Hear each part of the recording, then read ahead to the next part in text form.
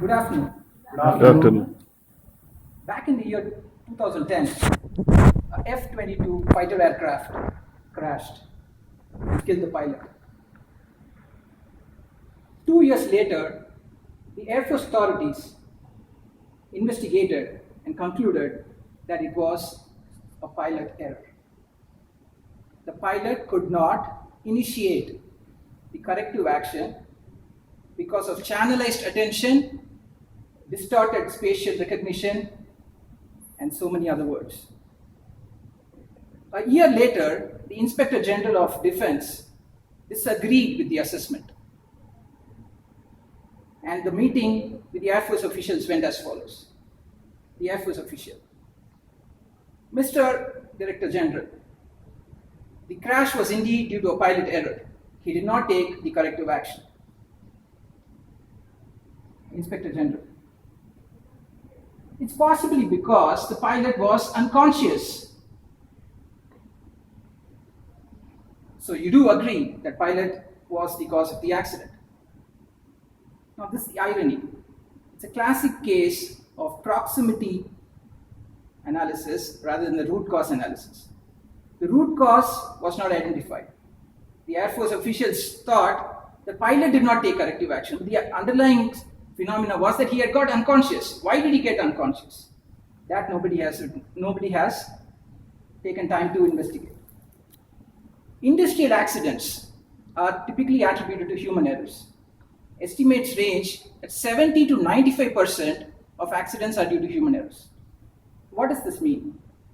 Does it mean that so many people are so incompetent? No. The problem is with the design. Welcome to human-centered design, or the double diamond design methodology. As engineers, we are expert and adept at solving problems. But dear friends, brilliant solution to an incorrect problem is far worse than not solving the problem at all. The double diamond design methodology is as follows. If on the x-axis is time and on the y-axis are alternatives, the first phase is to identify the correct problem.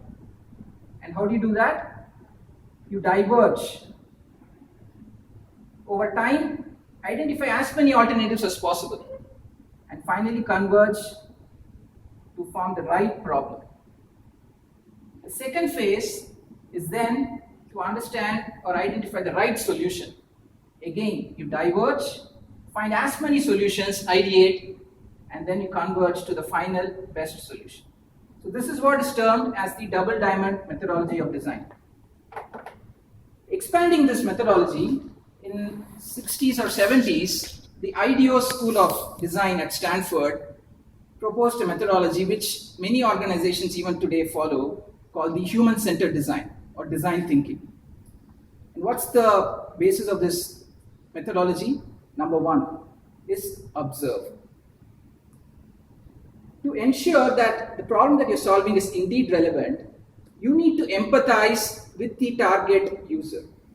You need to feel, you need to see, you need to hear what that individual user is actually facing. And then only you can empathize and come up with the right definition of the problem.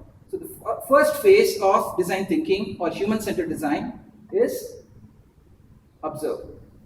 The second phase is ideate. Now do not constrain, do not limit your creativity when it comes to ideation. Create and identify as many options and constantly question why.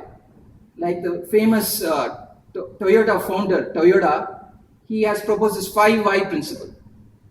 Ask why 5 times until you get to the root of the problem. So even in ideation, come up with a lot of ideas, but constantly question why is this idea the one that we need to pursue, so that you eventually find the right idea. The third piece is prototype.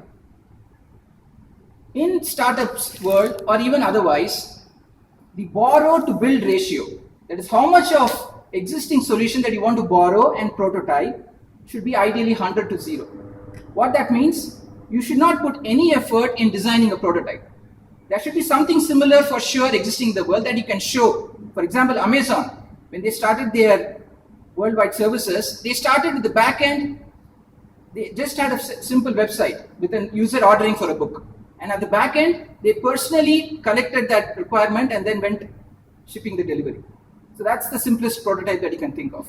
The final phase is to test. And make sure you test it on the real world people. And if you don't do that, you will not get the right feedback.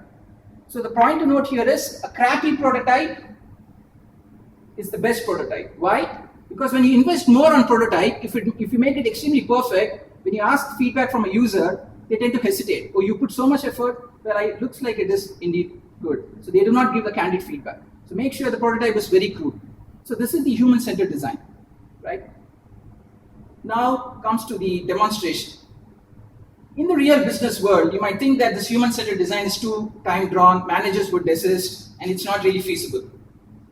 Dear friends, the iPhone, a world-class product designed out of this principle of design thinking. For whom?